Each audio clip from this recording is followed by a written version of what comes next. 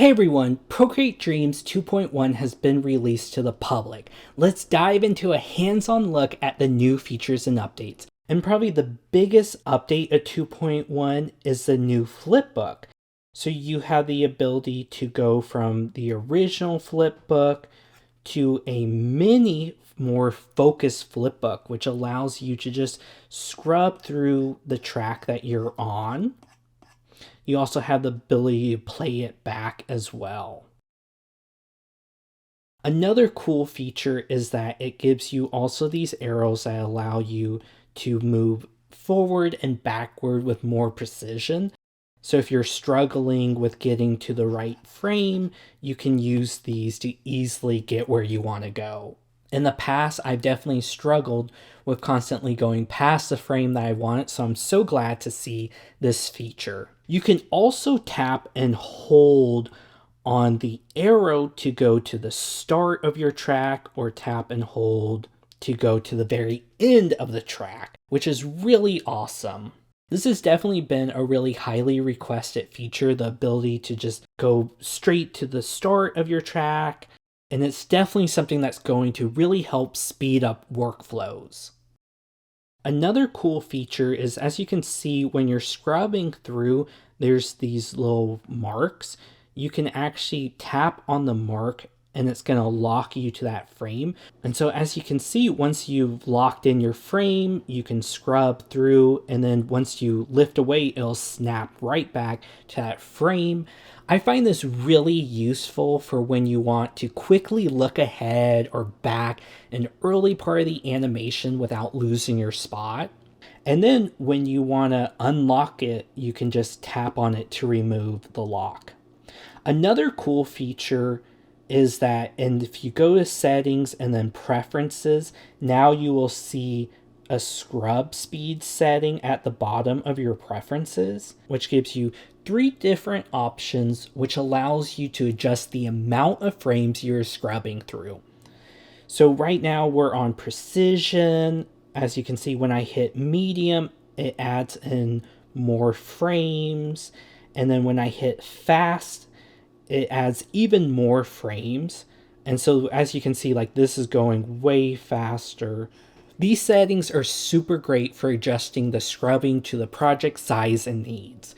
So like the fast, I think, is really great when you have like tons and tons of frames. It makes it a lot easier to navigate that through. Another scrub setting I want to call to your attention is, if you go to the onion skins, you now have an option to toggle off scrub visibility. So if you toggle that off, now when you go to scrub, you won't see the onion skins, which just makes it easier to preview your animation sequences without having to constantly go into settings to toggle on and off onion skin. Another cool feature about the new Mini Flipbook is its mobility. Now you're able to drag it around wherever you want to. So now it's not going to get in your way and you have full visibility of what you're working on. Another cool thing about the mobility is, depending on where you drag it, like if you drag it to the sides, it will actually convert into vertical mode, and then you can just scrub up and down instead of from side to side. And it also will replace your brush settings. So if you want it over here instead, you can move it over there, and then it'll just move your brush and opacity, size, all that to the other side of the screen. So it adds a lot of versatility. And then when you want to transfer back to the original flipbook, you just drag it to the bottom and then it returns to its place. So something that I want to show you guys is that you actually have the ability to easily toggle back and forth by just double tapping on the handle at the top. And the cool thing about that is, instead of having to drag it back and forth into the position you want, when you double tap, it will actually go back to the exact location it was before. So this is a great way to just easily go back and forth. And so I definitely kind of recommend using that handle to toggle back and forth just to make it easier on you, especially if you have a special place that you really like having that mini flipbook.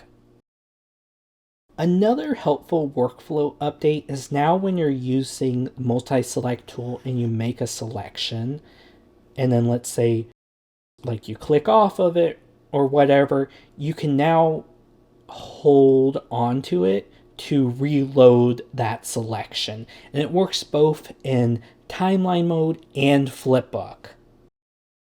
2.1 also brings control over the backstage visibility. To adjust that, go your movie settings and then tap on stage. And then as you can see here, we have a new slider called Backstage Visibility. Right now it's set to 20%, but as you can see, I can go all the way to 100%, so I can really see what's happening outside of the main stage, or if I want to completely hide that, I can. So you have complete control over that now, which is really nice. I personally love to just toggle it all the way off so I can just focus on how the final video will be.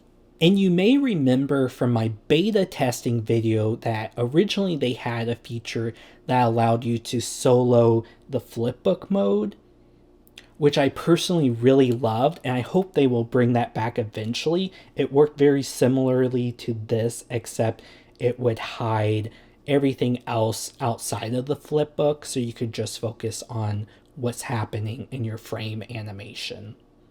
Compose mode also received a much needed update.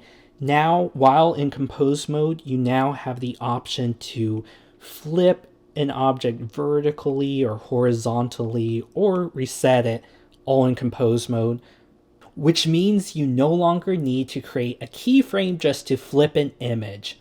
Speaking of keyframes, Procreate has added some new updates to easing. The first one that you may notice is now it's easier to see what easing settings are applied. You also have the ability to long hold on the track to adjust the global easing for that track. And then when you want to adjust one specific area of easing, you just hold on to the label and then you're able to adjust it for that specific spot. And a really cool thing I want to call out is that you may notice there are these marks around the easing name. These change based on what easing you have applied, and it's a way of showing you how each of the effects work. So as you can see, ease in shows the marks starting closer together and then spacing out as they go.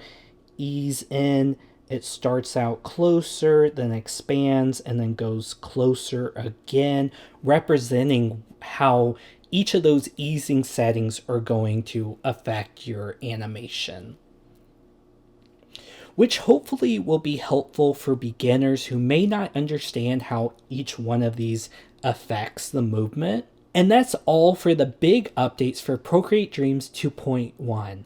So what's next? Procreate plans to show off the next big things they've been working on later this year in October at the Lightbox Expo. So looks like we'll have some more exciting updates coming our way very soon.